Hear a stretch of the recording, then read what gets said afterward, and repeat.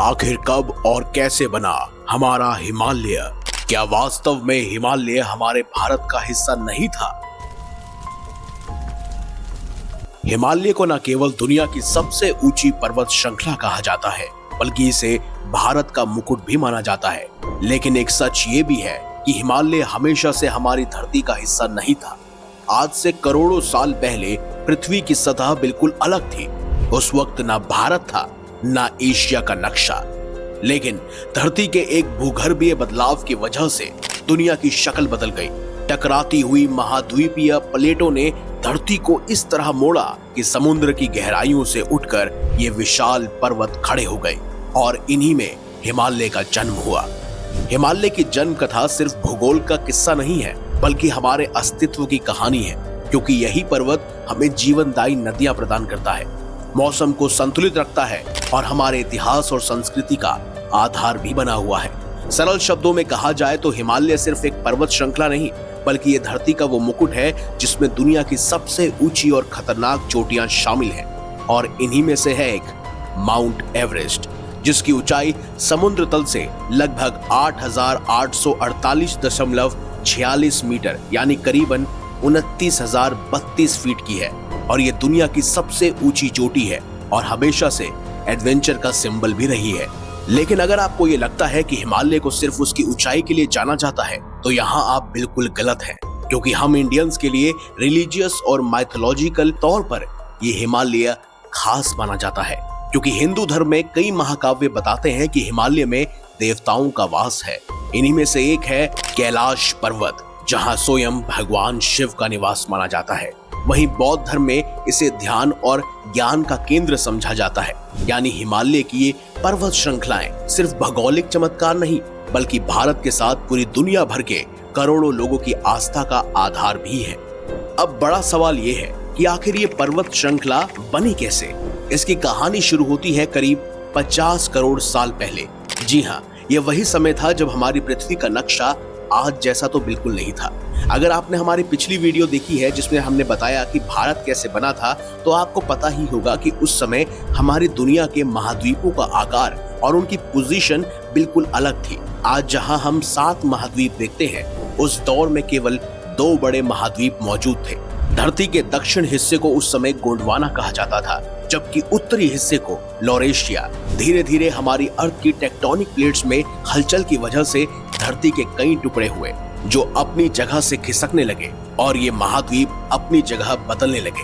हैरानी की बात ये थी कि जिस जगह आज हिमालय खड़ा है, वहां उस समय गहरा समुद्र फैला हुआ था। इस समुद्र को भूगर्भ शास्त्री तैथीस सी के नाम से जानते थे, यानी जहां आज बर्फ से ढकी चोटियां आसमान छू रही हैं। वहीं कभी समुद्र की गहराइयों में डूबा हुआ एक अनंत नीला सागर था। जी हाँ, माउंट एवरेस्ट, दुनिया की सबसे ऊंची जगह। एक समय समुद्री जीवों का ये घर था। करीब 50 करोड़ साल पहले भारतीय प्लेट, जो कभी गोंडवाना नामक विशाल सुपर कॉन्टिनेंट का हिस्सा थी, उससे अलग होकर धीरे धीरे उत्तर दिशा की ओर बढ़ने लगी। लाखों सालों तक ये प्लेट अथाह समुद्र में आगे खिसकती रही और आखिरकार इसका टकराव यूरेशिया प्लेट से हुआ। यही वो घटना थी जिसने धरती को हमेशा के लिए बदल दिया और जन्म दिया दुनिया की सबसे बड़ी पर्वत श्रृंखला हिमालय को। लेकिन सवाल यह है कि सिर्फ 2 प्लेटों के टकराने से इतना बड़ा विशाल पहाड़ आखिर कैसे बन गया? इसका जवाब छिपा है भूविज्ञान में। असल में दुनिया में पर्वत कई अलग अलग कैटेगरीज में डिवाइड होते हैं। ज्वालामुखी, फॉल्ट ब्लॉक, डोम माउंटेन और फोल्ड माउंटेन। ये सब देखने में तो अलग होते ही हैं, साथ ही साथ इनके बनने के तरीके भी एक दूसरे से अलग होते हैं। अब हिमालय को समझने के लिए हमें सिर्फ फोल्ड माउंटेन पर ध्यान देना होगा, क्योंकि यही इसकी असली पहचान है। सरल भाषा में कहे तो जब 2 या उससे ज्यादा महाद्वीप प्लेटें आपस में टकराती हैं, तो उस टकराव से जबरदस्त दबाव पैदा होता है। ये दबाव समुद्र की तलहटी में जमा अवसाद, चट्टानों और मिट्टी की परतों को ऊपर की ओर धकेल देता है। धीरे धीरे यही परतें मुड़कर लेयर्स बनाना शुरू कर देती हैं और धीरे धीरे ऊंचे ऊंचे पर्वत का रूप लेने लग जाती है। जियोलॉजिकल साइंस में इस प्रोसेस को ओरोगेंसी कहा जाता है और करोड़ों साल पहले हिमालय के मामले में भी यही हुआ। अर्थ की भीतरी सतह पर टेक्टोनिक प्लेट्स भारत के टुकड़े को लगातार उत्तर की ओर धकेल रही थी, जिससे टक्कर और दबाव दोनों बढ़ते चले गए। नतीजा ये हुआ कि टेथीस सागर की तलहटी में जमा अवसाद और चट्टानों की मोटी परतें ऊपर की ओर उठ गई और आज जिन ऊंचे ऊंचे बर्फ से ढके पहाड़ों को हम हिमालय के नाम से जानते हैं, वह धरती पर प्रकट हो गए। हिमालय का निर्माण कोई कई सालों या सदियों में पूरा हुआ काम नहीं था। ये एक बेहद लंबी और धीमी प्रक्रिया थी जो करोड़ों साल में जाकर आकार ले सकी। हैरानी की बात यह है कि हिमालय का विकास आज भी जारी है, यानी ये पर्वत अब भी हर साल कुछ मीटर ऊंचाई की ओर हासिल कर रहे हैं, क्योंकि भारतीय प्लेट और यूरेशिया प्लेट की टक्कर पूरी तरह से अभी रुकी नहीं है, ये जारी है। इन सिंपल वर्ड्स, नॉर्थ हमें अपनी तरफ खींच रहा है और इसीलिए हमारे शास्त्रों में भी लिखा है कि उत्तर की तरफ सर कर कभी नहीं सोना चाहिए। अब बात अगर हिमालय की करें तो हिमालय कोई एक सीधी पर्वत श्रृंखला नहीं है, बल्कि ये कई परतों और रेंज का एक ह्यूज फॉर्मेशन है। पश्चिम में पामीर नॉर्थ से शुरू होकर पूर्व में पूर्वांचल पर्वतों तक फैला ये हिमालय बहुत ही मुख्य रूप से 5 हिस्सों में बटा हुआ है: trans Himalaya, greater Himalaya, lesser Himalaya, outer Himalaya और पूर्वांचल हिमालय। वैज्ञानिकों का मानना है कि हिमालय के निर्माण की सबसे पहली कड़ी में ट्रांस हिमालय और ग्रेटर हिमालय का जन्म हुआ था। इसीलिए इस एरिया के पहाड़ हमें अक्सर गहरे रंग के दिखाई देते हैं। वास्तव में टेथीस सागर का तल ऊपर उठा तो उसमें मौजूद समुद्री जीव और अवसाद दबाव की वजह से पत्थर और जीवाश्म फॉसिल में बदल गए। इसी वजह से यहाँ की पर्वत श्रृंखलाओं का रंग गहरा और काला दिखाई देता है। हिमालय केवल अपनी भूगर्भीय कहानी की वजह से खास नहीं है, बल्कि ये हमारे जीवन का भी एक अहम हिस्सा है। खासकर भारतीय उपमहाद्वीप में रहने वाले ये पर्वत श्रृंखला जीवन रेखा जैसी है। चाहे बात हो नदियों की, मौसम के संतुलन की या फिर हमारी संस्कृति और अध्यात्म की पहचान, ये सब हिमालय के रूप में ही हर जगह हमारे अस्तित्व से जुड़ा हुआ है। असल में देखा जाए तो हिमालय की स्थिति पूरे एशिया और खास तौर पर भारत के लिए बहुत बड़ा आशीर्वाद है।